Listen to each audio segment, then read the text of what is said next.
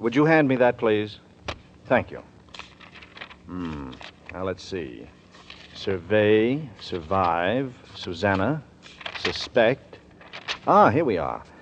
Suspense, meaning held in doubt, expressing doubt, the state of being uncertain, undecided, or insecure, state of anxious expectation or waiting for information, such as to keep one in suspense, therefore delay acquainting him with what he is eager to know. Suspense.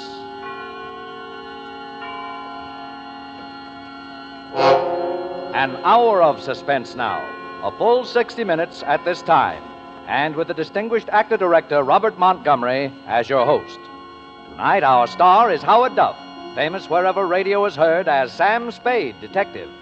And as Spade, he will appear in The Kandy Tooth, a suspense play produced, edited, and directed by William Spear.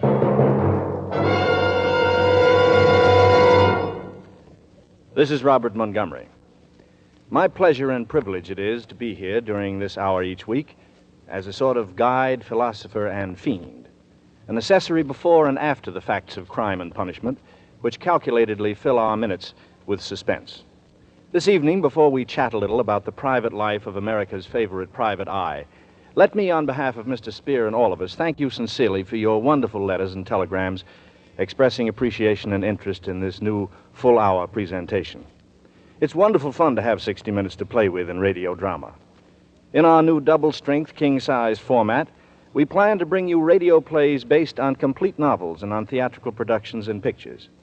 Many of the best writers of this literature, James M. Cain, Dashiell Hammett, Raymond Chandler, Graham Greene, Eric Ambler, and Agatha Christie, have been happiest with a more spacious canvas upon which to display their characters of passion and purpose.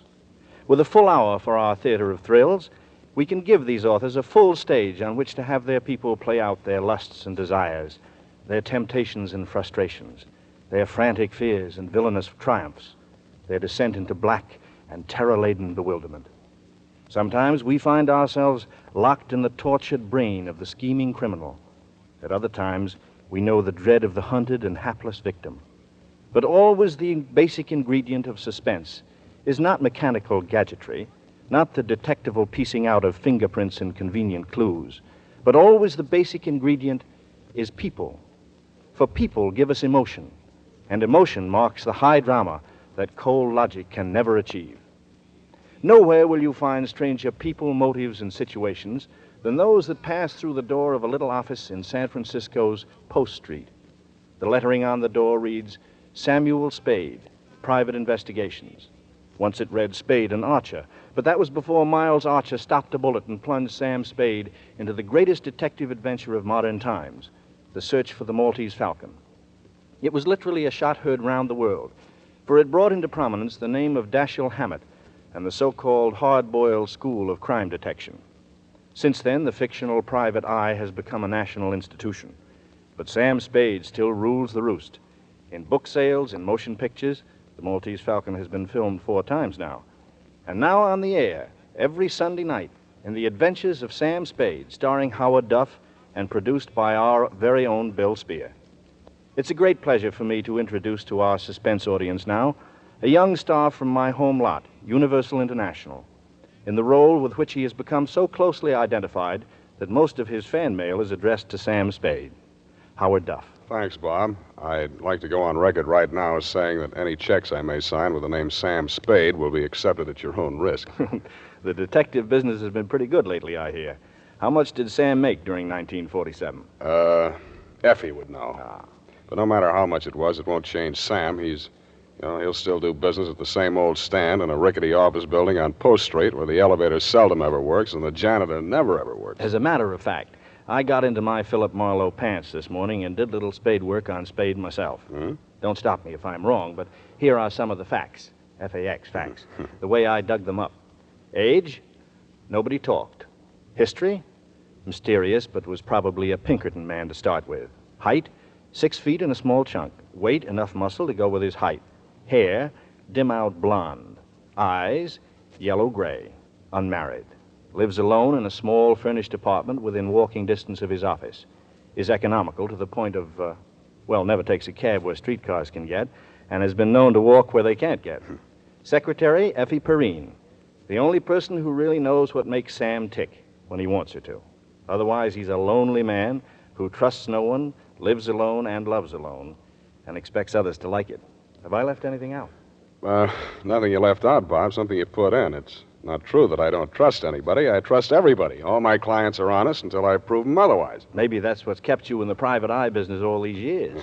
That and the strong hatred that I have. Hatred?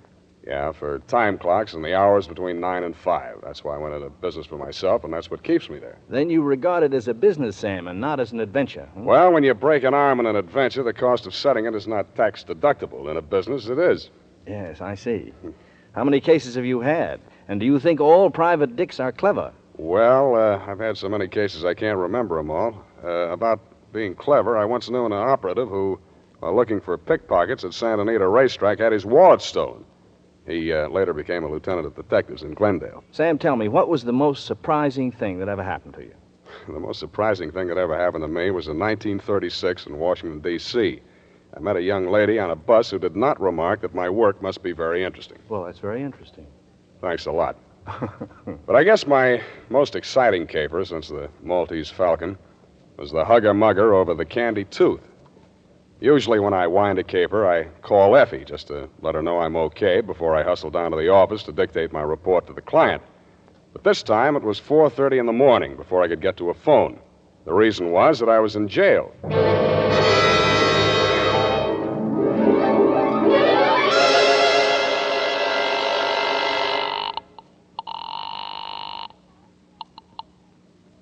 Sam Spade Detective Agency. Wake up, Angel. You're home in bed, not at the office. Huh? Sam, is that you, Sam? Mm-hmm. What time is it? 4:30 in the morning. Are you up already? Effie, pull yourself together. Get dressed. Hustle down to the city jail. Oh, Sam, what happened? Well, that's what I got to get on the record now while I'm still alive to do it. Grab a taxi and hustle on down. Bring a book, pencils, the encyclopedia that has the letter K in it, and any old $20,000 you got laying around. Sam, where am I going to get pencils at this hour?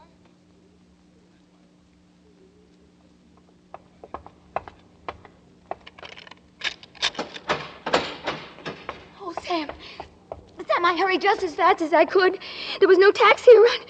What are you doing in jail? My apartment's being redecorated. Did you bring your book? Well, of course I did. And pencils, too.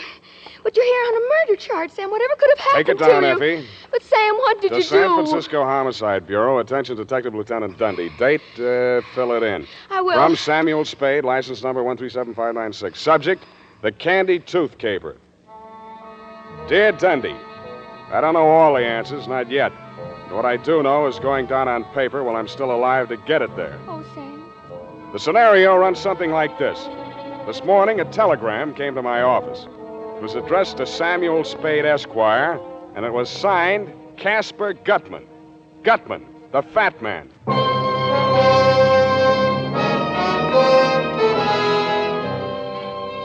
So far as I knew, Dundee, when you closed your books on the Maltese Falcon capers 7 years ago, Gutman was entered as dead. First, I thought the telegram was somebody's idea of a joke. But when I read it through the second time, I knew it was no joke. There's nobody else who thinks or talks or writes like Casper Gutman. My dear Mr. Spade, you will no doubt receive with mixed emotions the news of my imminent reappearance in the city of the Golden Gate. Hence the companion dispatch of a telegraphic draft in the amount of $1,000, which you are free to convert into coin of the realm. This trifling sum, sir, is merely a token of my esteem for a man of many resources and nice judgments, and for it I do not require any specific service.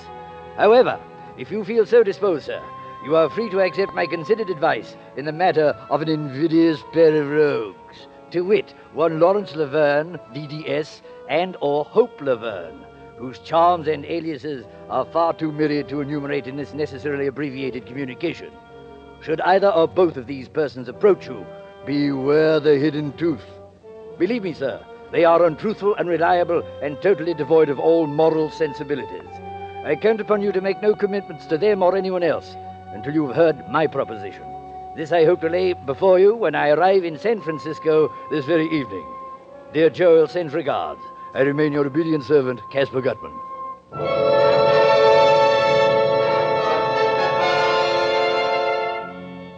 Casper Gutman, the fat man.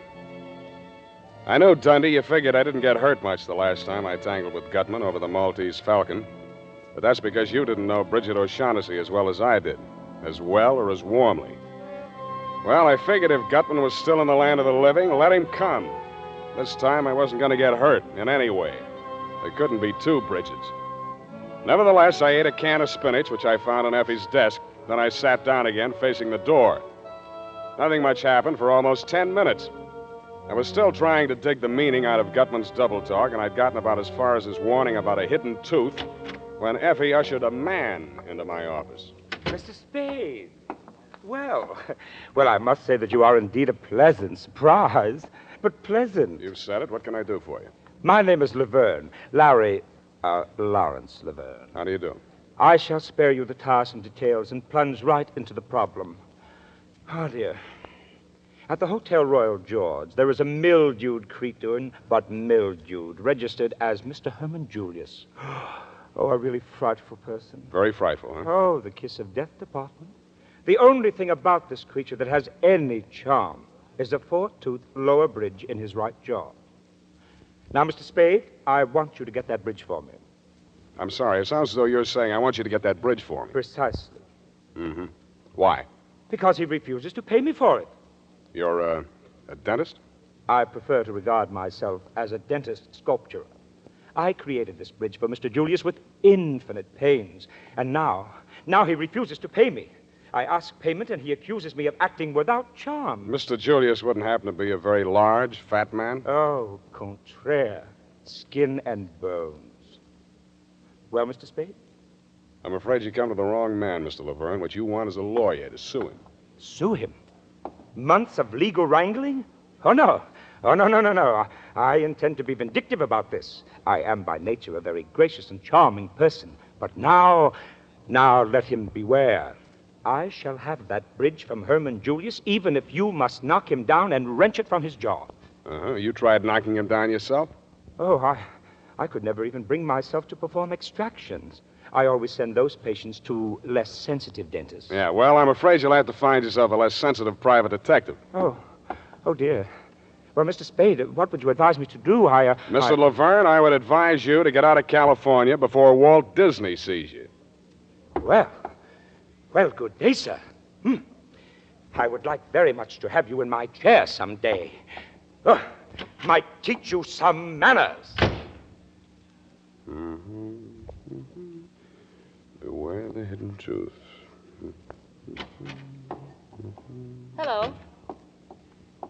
Hello. Please sit down, Miss... Thank you. Laverne. Hope Laverne. Miss Laverne? Yes. What can I do for you? Well, I'm looking for my brother. Missing? Well, yes and no. I mean, he's been gone since yesterday, and I'm terribly afraid he'll get into trouble. Oh? What kind of trouble? Well, you see, it just isn't easy for me to talk about this, Mr. Spade. Well, now, Miss Laverne, suppose you just lean back in that chair, close your eyes, and... Yes, thank you. Yes, it's easier like this. I thought you'd like.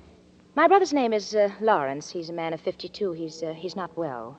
I mean, he gets spells, and he acts peculiarly. He suffered a nervous breakdown some years ago, and he spent most of his life in sanitariums. Where are you from, Miss Laverne? Kansas City.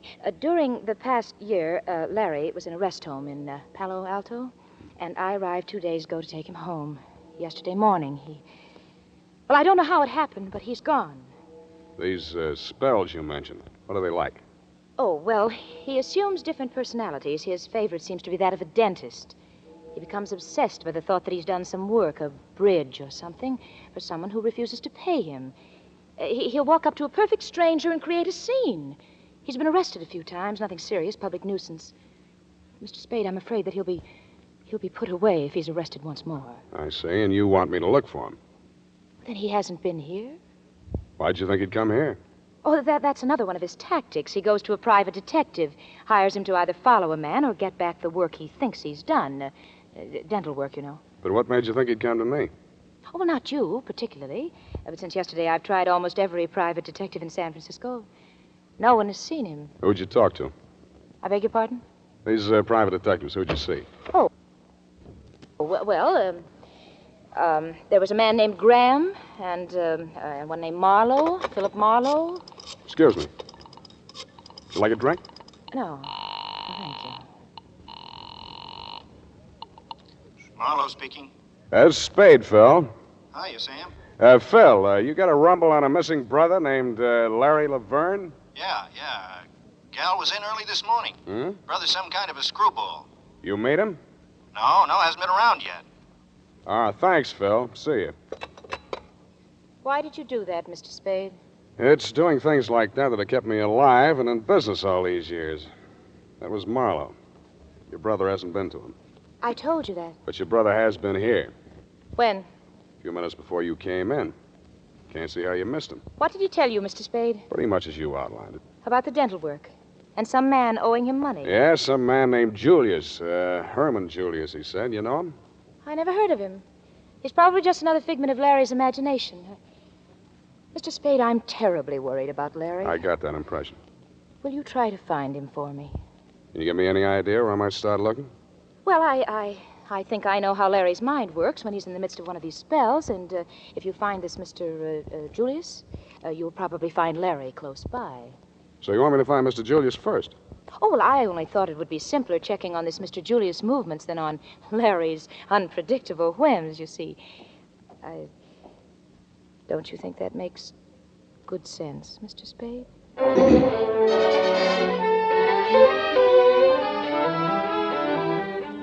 Miss Laverne told me she was staying at the Pickwick Arms, and I said I would call her if I found her brother, and she said, thank you very much, and I said, it's nothing, just part of the day's routine, and then she kissed me and left. After lunch, I strolled over to the Royal George Hotel. Duke, the housekeeper, gave me a rundown on Mr. Julius, a quiet, nervous little man who'd sealed himself up in his room for 2 days, eating out of room service. I didn't have any trouble finding the hacky who'd driven him away when he checked out. He gave me the address, and 20 minutes later, I was mounting the front steps of a greasy rooming house on Sacramento Street. I twisted the rusty bell on the door, and a long, sharp nose that could only belong to a landlady stabbed out at me. What you want? I'm looking for a man named Herman Julius. Don't have no Julius here. Well, maybe he gave some other name. A little skinny guy with a foreign accent. You the Lorre? Take me to his room. Oh, now, wait a minute. Now. Well, step inside. Up the stairs. He home? Never seen him go out. Ain't but one door. Watch that step second from the top. It's busted. Don't want no lawsuits. It's the third. Said he was a refuge. The Nazis was after him. Another flight. Never knew he was in a tangle with the Lorre. Smell that? Certainly do. Cooking in the rooms. I got a rule, too. Sneaking electric plates, they do. Runs up the bills. Buzzards. Here's his room. Mr. Julius! Mr. Julius! Mr. Julius, you second there? They drink, some of them. Then they don't cook in their rooms. They drink. Get DT, some of them. Oh, go on in and get him. I don't want no part of it. Oh, these stairs. I didn't see who it was right away. His face was the color and consistency of crushed strawberries. I helped him up and over to the wash basin in the corner of the room. With his face washed, he looked a little better, but he still looked like Larry Laverne. Oh, am I ever glad to see you? I thought it was them coming back to kill me. Did you find Julius? No. Got away with the wretch down the fire escape as I came in. Who did this to you? A big fat man? Oh, to tell the honest truth, Mr. Spade, I never even got a good look at him. He was all over me before Who's I even Julius? What's in his bridge work? Oh, I'll tell you everything, but please, first, let's get out of this horrid room. Oh, it smells like cabbage. Larry Laverne was tougher than he looked. After the going over he'd gotten, you or I would have been hospital-bound, Dundee. But he did a late take. We were on the way back to his hotel, walking toward Market, when he crumpled in the middle like a sack of flour. I grabbed him and held him upright, looked wildly around for somewhere to park him. We were standing in front of a newsreel theater. I bought 2 tickets and piloted him inside. We sat down. I undid his clutch in my arm and concentrated on the screen. The subject that followed the football game was some big Oriental celebration somewhere in India or someplace. A very fancy parade with white elephants. Kandy, Raj, and all the Ceylon. rest The of it. famed white elephants of the Orient get their annual airing as crowds of devout Buddhists gather to do homage to some of the strangest relics in the modern world. Here in Kandy, the Mecca of the Buddhist religion, pilgrims gather from near and far. Indian Rajas, Burmese officials, and Chinese dignitaries in ceremonial dress prostrate themselves before the jeweled casket containing the most sacred object of the Buddhist world, legendary relic of Buddha himself, as the Orient goes wild in jubilant celebration. Temple dancers of Kandy perform for the crowned heads of the Orient. Take me out of here. I can't stand it, Uncle Man. I tell you, stark raving man. Take it easy. You're annoying the customers. You brought me in here on purpose. You're trying to drive me crazy, but crazy. Easy. Listen to me. Two men If holding one up more the sacred elephant walks relics across are that high street, priests. If that man says that one word, Kandy, just once more, I won't be responsible. I tell you, I won't be responsible. All right, Larry. Take me this out is the of here. end, but the end. Now you got me doing it. An Come on, let's get out of impressive here. ceremony indeed. I promise you, Mr. Spade, all I need is just one night's sleep and I'll be a new man. Yeah. Why, I haven't even dared to take 40 winks since I arrived in this town for fear those monsters might murder me in my bed. Yeah, I know. It's tough. Sit down. So this is your apartment? That's what I laughingly call it. Living room, bedroom, icebox. Here, have a drink. Me too. Oh, thanks. Oh, did I ever need that? Help yourself to the bottle. I don't touch alcohol as a rule, but after what I've been through... Well, now, drink all you like. You deserve it. Oh, thank you. Well, I hardly know where to begin. It's all so strange. And there I was in Lisbon, Mr. Spade, the only English-speaking dentist worthy of the name in the entire diplomatic colony. Well, you must have read in the papers about Dom Constantino's tomb being violated. It was the scandal of the season. Oh, it's so horrible, Mr. Spade. I just can't talk about it. Here, try a little more of this. Settles the nerves. Oh, I just don't know how I can ever thank you. Ever since I hit this berg, I've been feeling like the forgotten... Pardon, man. Yeah, you were saying something about a tomb being broken into. In Portugal, this was? Yes. Well, you know, the draft board just took one look at me and... I know what you mean. So I just stayed on in Lisbon and... Well, you know how people gossip, having patients of all nationalities and all that, you know? Yeah, I get it. Between the Nazis and the Allies, you were quite a social line. Oh, now, wait a minute. Don't get the idea I was a spy. Oh, no. But sometimes people had things that could be hidden in a hollow tooth, and like that, bridge work, you know? I think I told you I'm not so much a dentist as a dental artist. Mm-hmm. Well, that fat Mr. Gutman brought me this tooth, you see. Gutman? Yes, Mr. G and that Joel Cairo person that was with him. Well, they brought me this tooth. Oh, a horrid yellow old thing, practically a fang. They wanted to put in Mr. Julius' bridge.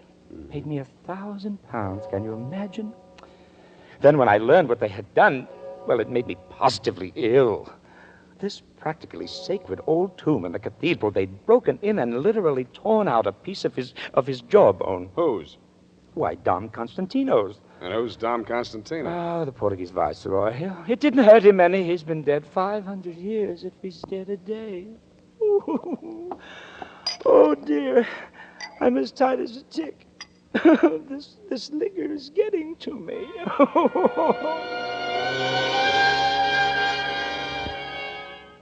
And it was. I thought he'd open up some more, but I overplayed the bourbon. Half a bottle later, he passed out. I flopped on the sofa and tried to get some sleep for myself, but my dreams kept getting in the way. I had newsreel dreams in Technicolor. I dreamed that a white elephant with a face like Casper Gutman was leading a parade down Market Street. The howdah that was strapped to his back looked like a dentist chair. Herman Julius was sitting in it, but this face seemed to be blanked out. Joel Cairo, wearing a surgeon's gown and a turban, was drilling Julius's tooth. The crowds were throwing diamonds and rubies from the peanut bags they were carrying, and Gutman vacuumed them up with his trunk. That was when the bells started ringing in the Buddhist temple that had been built on top of the Mark Hopkins.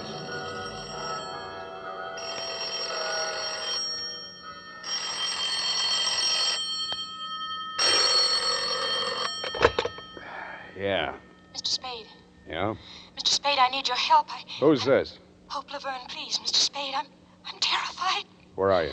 I'm in a drugstore at 5th and Mission. Near the bus depot? Yes, please, come at once, Mr. Spade. Well, can't you come here? I can't. I don't dare go into the street. All right. Wait there. I'm on my way. I took a quick gander at Laverne, saw he was still out cold, slipped into my topcoat, and left the apartment. I figured it would take me 11 minutes to hustle over to 5th and Mission. But I never got any further than 50 yards from the front of my building. I sensed him behind me, wheeled suddenly, bumped him into a doorway, held the thumbs of his hands gripped tightly in my fists. Now stand still or I'll tear him off. Let go. I'll kill you. Don't move and it won't hurt. You filthy beast. The boy twisted suddenly and violently, and I heard the crack of his left thumb breaking. He swallowed a scream, dashed out into the deserted street. I went after him, turned into the alley, and caught the butt of a gun behind my right ear.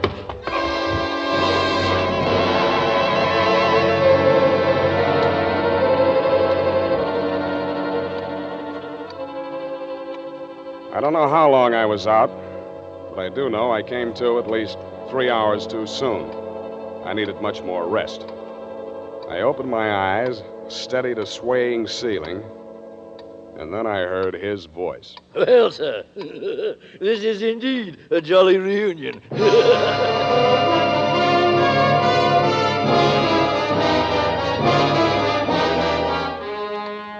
It couldn't be, but it was. Casper Gutman, the fat man of the Maltese Falcon caper. Looking at the unholy trio there in the room, Joel Cairo, the little Levantine, still as oily and smiling as ever and still fragrant. Marvin, a sullen, white-faced, hollow-eyed youth as near Wilmer's double as anyone will ever see. And Gutman, spruce as ever in his black cutaway coat, black vest, and gray-striped trousers. You'd have thought nothing had happened since then, not even the war. The grayness at Cairo's temples only made his baby face look more babyish. And about Gutman, nothing was different except his watch chain. A curious jewel-encrusted ornament dangled from it, shaped like a claw. You seem surprised to see me, sir. No wonder. It's always disconcerting to encounter a ghost, especially such a substantial ghost. A lot of water has gone under the bridge since last we met, eh? Under the bridge? Yes, which brings us to the subject at hand, the bridge. My head aches. What about the bridge? First, we'll talk a bit. After all, this is quite an occasion, sir. Reunion of old friends, eh, Mr. Spade? Yeah.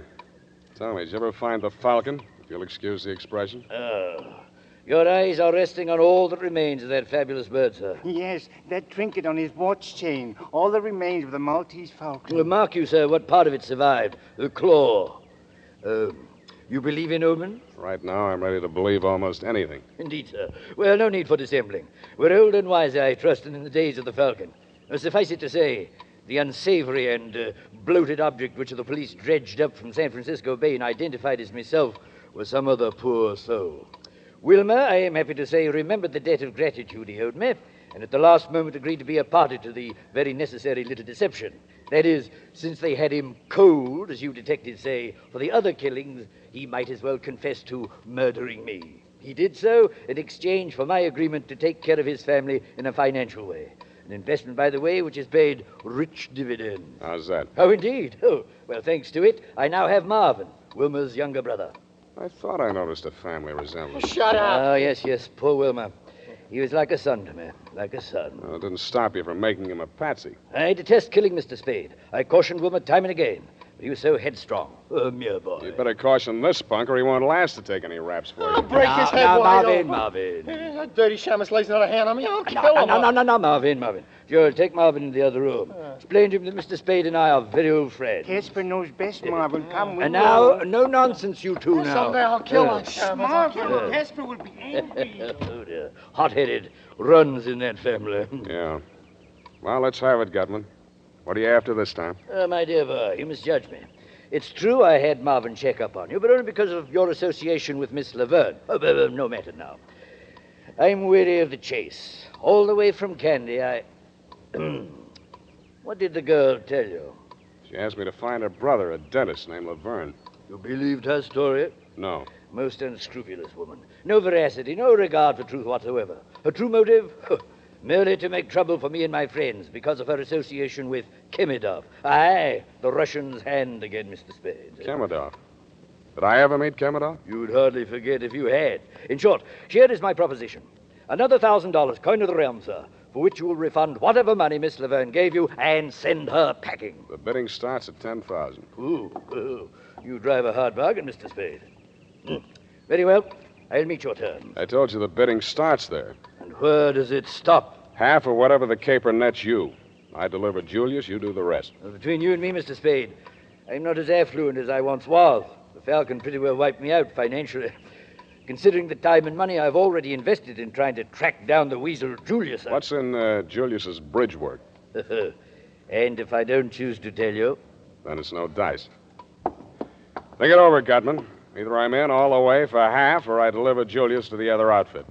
And that is your final dictum, sir? Take it or leave it. Either you're in or you're out. Well, good night, Mr. Spade. I trust you will call me on the telephone when you reach your diggings and tell me that you've changed your mind. No hard feelings. The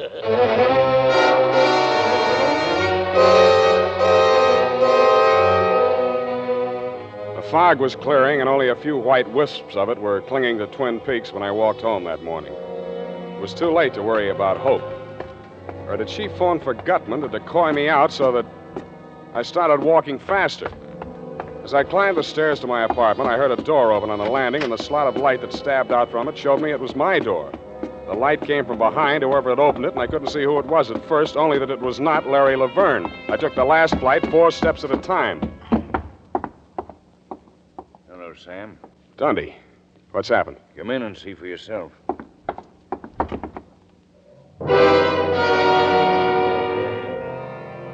What I saw for myself, I wish somebody else had seen for me. Hysterical Larry was lying on his back on my bedroom floor. His eyes were wide open, and he had a crooked grin on his face.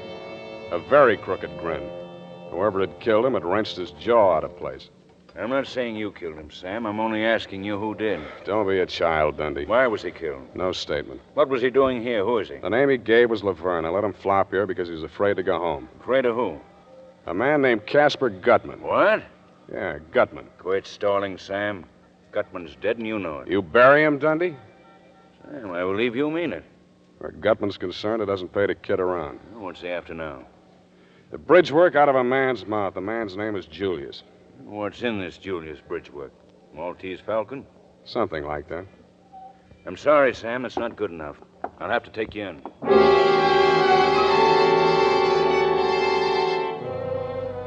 So you took me and you booked me. Bail was set at $20,000. You saw to that. You figure there's only one operator who'd put up that kind of money to spring me, and that's Casper Gutman. I hope you're right. Period. And the first part, at least, of Sob Story. But, Sam, what is in Herman Julius's bridge work? Laverne told me it was a tooth Gutman stole out of a skeleton in an old Portuguese catacomb. What's so valuable about that? I don't know. Could be a jewel inside of it? No, it's not Gutman's kind of game. Besides, the thing that made poor Laverne blow his top in that newsreel theater was something more like an elephant tusk. Oh. Where's that encyclopedia? Did you bring it? Oh, yes, I did, Sam. Yes, I did. Wasn't I smart? Look it up. Look what up? Candy with a K. Oh. K, car, can. Oh, here it is. Candy. K, isn't that funny? City, capital of Central Province of Ceylon, located near the center of the island north. Spare me the geography. Well, the railroad from Colombo. Noted for its waterfalls and stuff. Yeah. That isn't. The city surrounds an artificial lake and is sacred to Buddhists for its temple of Maligawa, which enshrines the tooth of Buddha brought, according to legend... What? Let me see that. Don't grab. Let me see. It's sacred to Buddhists for its temple of Maligawa, which enshrines it. Effie. What's the matter, Sam? The tooth of Buddha. Sam, you don't think that's what's in Herman Julius's bridge work? If it was, Gutman would be after him. But how did he get to Portugal? If it did, Gutman's the man that could track it down. Sam, you sure of that? No, Angel. No. The only thing I am sure of is this. When the Maltese Falcon laid an egg, it hatched a flock of vultures, and they're all circling right around my head. Well, cheer up, Sam. You won't be in jail long. I'll bring you a cake with a file in it. Angel. No, devil's food.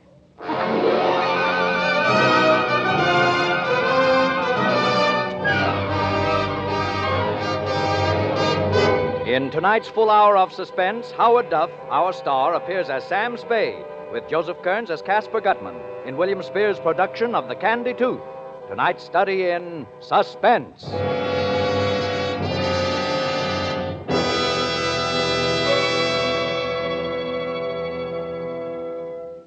In just a moment, we will return with the second half of The Kandy Tooth.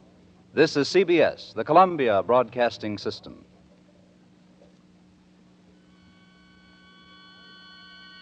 And now, back to our Hollywood soundstage and Robert Montgomery. At the point at which we interrupted Sam Spade's narrative just now, things were at a pretty pass. A pretty pass indeed. A pretty pass. Sam wound up with the body of the dentist, Larry Laverne, in his apartment. The girl, Hope, waiting for him in the bus station. Casper Gutman, the fat man, waiting for an answer to his ultimatum that Spade produce the tooth or else. Me in city prison under $20,000 bail, and the fabulous Kandy Tooth still chumping on two-bit hamburgers in the bridge work of a very elusive man named Herman Julius. Yes. And? Well, after I dictated my report to Effie on what had happened until then, she left, and I laid down to think. Lieutenant Dundee and I had agreed that I should spend the night on the pokey. He figured that the 20-G bail would draw only one man to put up that much moolah to spring me, Casper Gutman. Along about 9 in the a.m., the turnkey unlocked the door of my cell. I followed him out to the desk. The $20,000 were there, but no sign of benefactor, benefactress, or Samaritan of any type. The bond was in my name. I signed my release and walked out. Across the street was parked a long black limousine with the curtains drawn. I started for it when a voice at my elbow checked me. George Senor Spade. Si. I'm Dom Constantino de Braganza. His I who have put up the $20,000. Is that so? Well, thank you. Now, why? I desire a service. My card, senor. Dom Constantino. Wait a minute. You seem to know the name, eh? Yeah. For a guy who's been dead 500 years, you don't look too bad. Oh, thank you. You are referring, of course, to my illustrious ancestor, Dom Constantino, the first Portuguese viceroy of India, who indeed had been dead since the 16th century. It's on his behalf I speak to you now. What can I do for him? Restore the tooth which was wrenched from his skull by a pack of unspeakable ghouls who violated his tomb in Lisboa. You think they're in San Francisco? Let us not be naive, senor. The contemptible little dentist Laverne was killed in your apartment. Therefore, you must know the whereabouts of the other ghouls. I know so many ghouls, senor. You'll have to be more specific. I refer to a fat pig named C. Gutman and an odorous little camel named J. Cairo, and most especially to a woman of the female sex by name H. Laverne. You want them or the tooth? Both. Not one without the other. No, it'll take a little time. They haven't got the tooth. You know where it is? In the bridge work of a man named Julius. Oh, that then explains the dentist and the diabolical manner which they employed in smuggling the tooth out of Lisboa. Now, you go on home and you stay there until I call you, huh? Senor, I respect your judgment. Thank you. You will find me at the Hotel San Rafael, and for your retainer, you may consider the $20,000 bond as yours. Wow. Adios, senor. Adios. Be careful crossing streets. Adios. Adios. Adios. Adios, Dom Constantino. Adios. Yeah, adios. Adios. Adios. Mr. Spade. Sam, get in. You, got a hack license, Miss Laverne? Oh, please don't, Sam. I know this car's ridiculous, but I don't dare use taxis or be seen on the street. What did that man tell you? What happened last night when you called me from the bus station in such a panic? Why didn't you come? I went to see the fat man. You saw Gutman? Did he mention me? You didn't make that call last night to get me out of the apartment so that somebody could get in and kill Laverne. Oh, Sam. Then why did you call? Because I found Herman Julius, and I'm driving you there now. We didn't do any talking after that. She sat very close to me. There was plenty to talk about, but we didn't do any talking after that. I was vaguely aware that we were driving across to Oakland, and a few minutes later we pulled up in front of an apartment building. We took the elevator up to the 9th floor. This is it, Sam. 9B.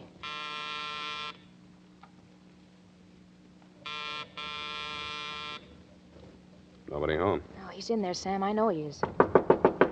Mr. Julius. Mr. Mr. Julius. Go away.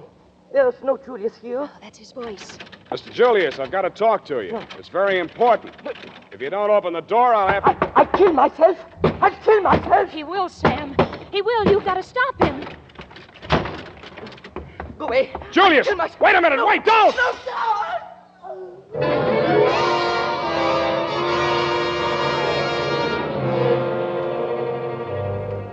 It was the 9th floor he started from. Poor, frightened little Herman Julius was dead on arrival. By the time we made it downstairs, the street was cluttered with cops. I grabbed Hope by the arm, hustled her around the corner to a rented limousine, and told her I'd call her later. My next stop was the fat man himself.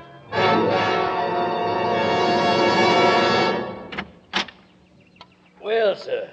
So you reconsidered. You found Julius. I know where he is. And your terms, sir. What are your terms? 100,000, cash on the line. Oh, out of the question, Mr. Spade. No cash, no tooth. You found another buyer? Yeah. A man named Constantino de Braganza says the tooth belongs on the head of his ancestor by a previous marriage. Oh, acquaintances are very droll. And what else did he say to you? That he'd double any bid that you made on the tooth. My dear fellow, have you any inkling, any remote idea of the value of that tooth? No? Well, I'll tell you, sir. But let me warn you, if I tell you, and you do not then produce the tooth... Yeah, let's get on with it, Gutman. Yes. Let's sit down, sir. How much do you know of the 16th century history of the Orient? About enough to fill that tooth with. Capital joke, sir. I shall give you a little more. Enough, say, to fill an elephant tusk. I'm listening. Well, sir, when the Portuguese invaded India in the 16th century and established the city of Goa, there were 3 main empires in the Orient, namely China, India, and Burma. And the rulers of all 3 empires sought to rule the world. Now, legend had it that in order to become lord of the world, a monarch had first to be the possessor of 7 gems. That's gems spelled with a J, sir. Yes, gems. This is no fantasy, I'm telling you, Mr. Spade. This is actual history. 7 gems. And what were those 7 gems? You tell me. The first 6 do not concern us, Mr. Spade. A golden wheel, a white elephant, all easy to come by for an Oriental monarch. But the 7th, Mr. Spade, the 7th. What was that, a tooth? The tooth, Mr. Spade, the tooth. The sacred tooth of the great Lord Buddha himself. That remained in the temple of Maligawa at Kandy, on the island of Ceylon.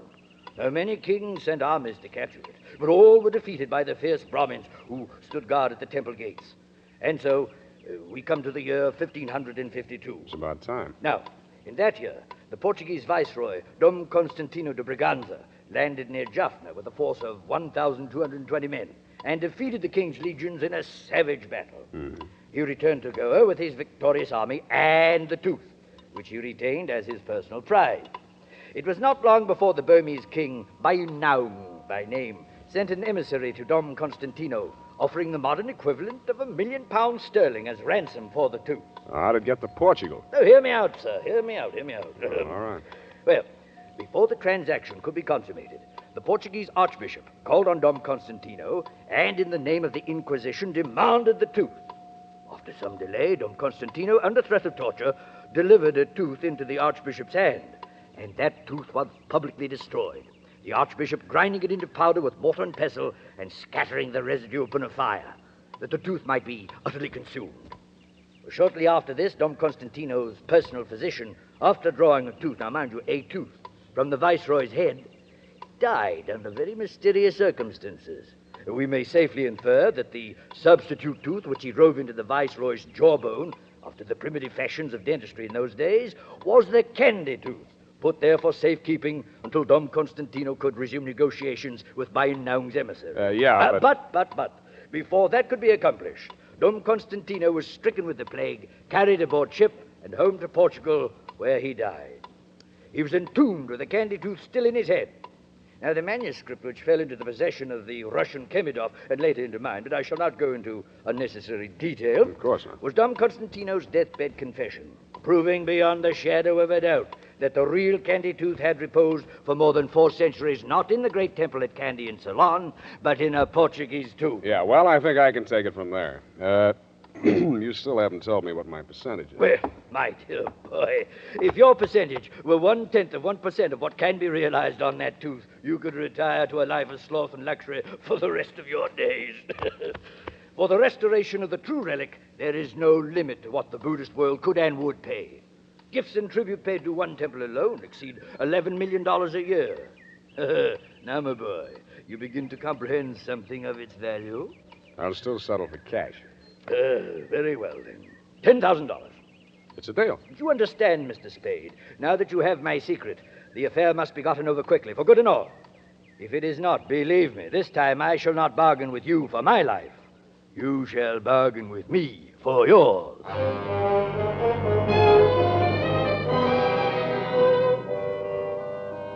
After I left Gutman, I called you, Dundee, and found out by a clever ruse where Herman Julius's body had been sent. You told me. Then I hustled on over to the mortuary. As I walked in, a hushed young man wearing a hushed cutaway and a hushed expression greeted me. Good evening, sir. I'm Converse Etheridge. Can I be of service? Thank you. I've come to pay my last respects to an old friend. Can I be alone with him for a few minutes? His name? Julius. Herman Julius? Oh, yes. His widow is here, sir. Mrs. Julius. His widow, huh? Yes, she's inconsolable. Perhaps, as a dear friend of the departed, you might give her words of comfort. Please go in. Thank you. A little woman in black was sobbing quietly to herself. She turned around when she heard me come in.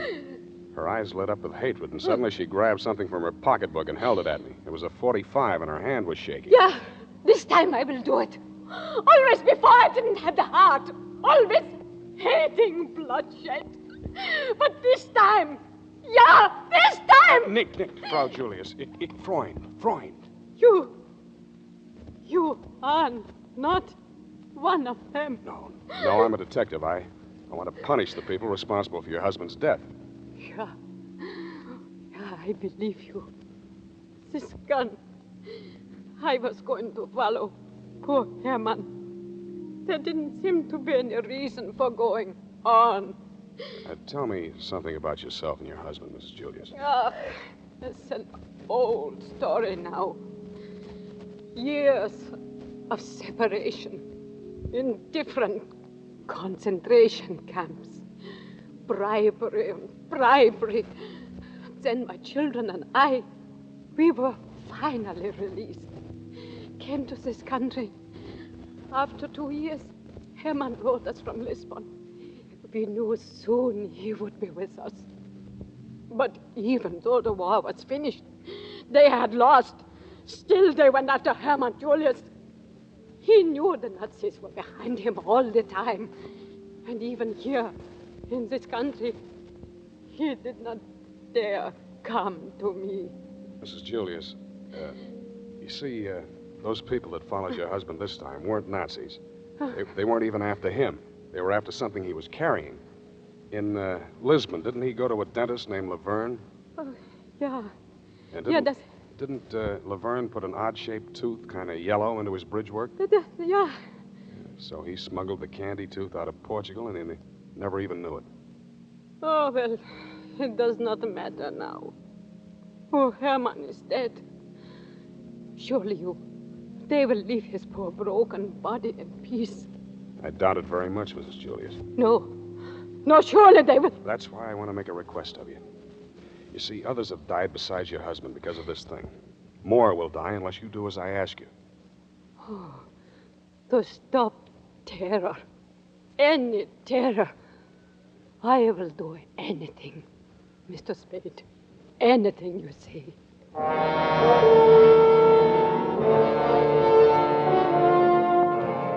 I told her what I wanted done, and she agreed to do it. Then I started on my part of it. I called Gutman at the St. Mark and told him 11 at my apartment.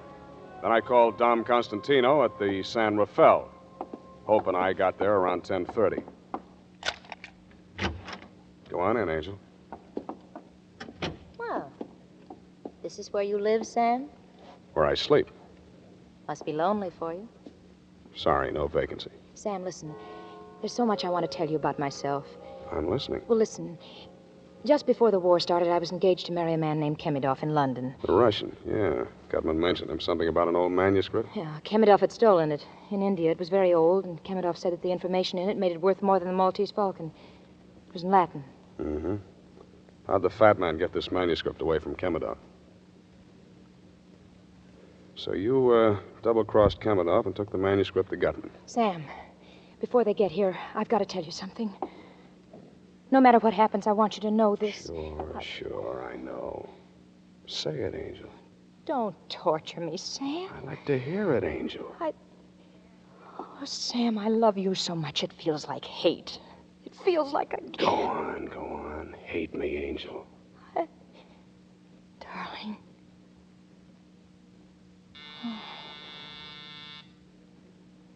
No. No, don't answer it, Sam. Relax, Angel. You'll be okay. Sam? Yeah? Only you, Sam. All I want out of... Only you. Just stay on third, Angel. I'll bat you home safe. You see, sir, I have a punctual man. Come on in, Gutman. Look, the same apartment, the same colors, everything the same. Yeah, the same rat race, Cairo. Hello, Marvin. Killed anybody since lunch? You want me to give it to you, Shamus? Oh, please, Marvin. No unpleasant talk. Mr. Gutman, please tell Marvin. In here, gentlemen. Yes, Marvin. Mr. Spade, I'm sure, regrets the unfortunate... Well, and what have we here? You all know the lady? You see, Mr. Gutman, you see, I told you. Now he's dealing with her. Oh, this is Shut up, you hear me? Shut up. Don't talk just like that. I'm jumpy. I don't feel good. I don't know what You shut up, too. Always fighting, violence, unpleasantness. I am getting too old for this. Now, Mr. Spade, to the business at hand. You have the tooth. I want some answers first. Did you have our dentist friend Laverne killed? No. Did Marvin kill Laverne? No. Cairo? No. Nobody killed Laverne. He died of old age. Have you asked the little lady there? Sam. I gotta ask you, baby. Oh, Sam, how could you? Answer me. No, Sam, you know I didn't. Well, it doesn't matter. I got my pigeon picked to take the fall. Oh, I don't feel so good. Now, Marvin, retain yourself. No violence. Well, sir, That's it. Sit still. I have a package from the Avalon mortuary for Mr. Spade. Oh, hello, sir. Yeah, let's have it. Mrs. Julia said to tell you... Yeah, thanks.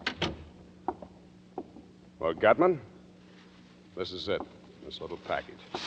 The Kandy Tooth. The tooth, at last. Give it me, sir. Give it me. Oh, Mr. Gutman, it's all over. We've got it. We have. Come, sir, no more teasing.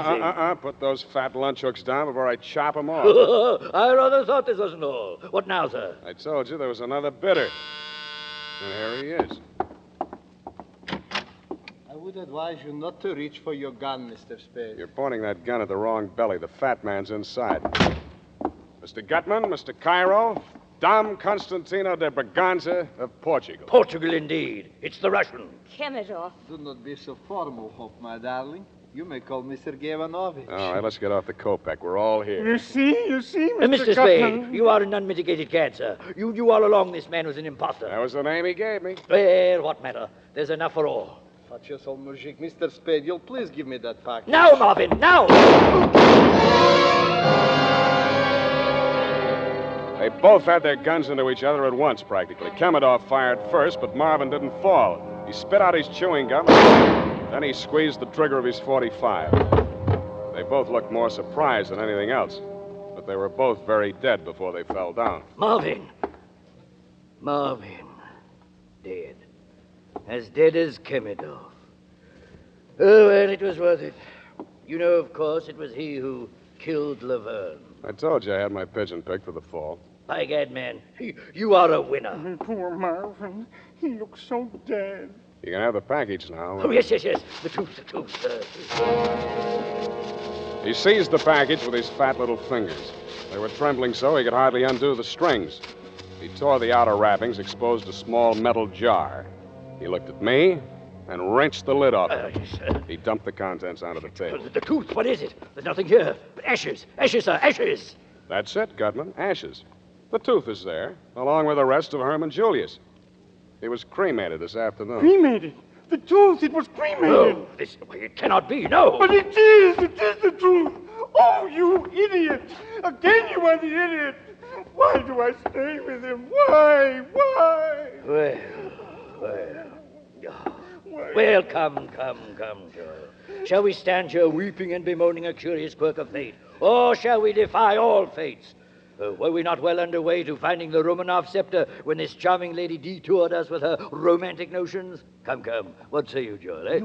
You mean we yes, go to... Yes, Joel, to Samak. Mr. Gutman, do not say it. He is listening. Yes, a wise precaution. Then we go, eh? Yes, Mr. Gutman, yes, we go. Adieu, Mr. Spade. Oh, sound. It's like the stage of the Old Vic at the final curtain of Hamlet. Alas, poor Marvin, I knew him well. Oh, well, many a slip twixt the cup and the tooth.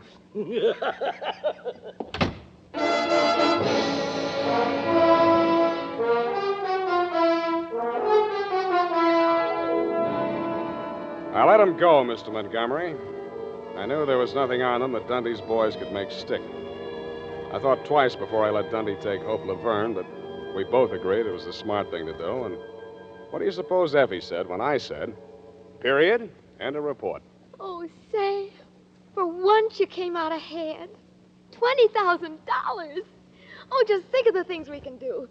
Pay all the bills, the year's rent on the office, have that awful old leather chair reupholstered, and new ribbon for my typewriter. Effie, about that typewriter ribbon. Well, maybe I can get along on this one for a while, but, Sam, I do think we should get my mother's earrings out of Moisha's pawn shop. Effie, I know this is going to be a terrible blow to you, but... Sam, what did you do with the $20,000? I put it up for bail. Bail? Yeah. But that was the $20,000. And you're released so you get the money. It's very simple, Sam. You just go down and ask them for it. Effie, you see, you don't understand these things. Now, bail is a very complex legal technicality. You see, you put up a bond, and then you... Sam, how much was the bail for Hope Laverne? Yeah, that's what I mean, Angel. Oh, Sam, you're such a child. You'll never see her again. She was just using you. I'll take it, Effie. Hello. Angel. Hello, kitten. Sam, I'm free. Shall I come over? Well, I'll always be waiting for you, kitten. Me too, Sam. Kitten, indeed. C-A-T. Kitten. What's that, Angel? Oh, forget it, Sam. I just get Can't figure me out, eh, Angel? Well, I'll tell you. I've lived without faith, and I've lived without charity, but I've just got to have... About here's where I say, oh, good night, Sam. Good night, sweetheart.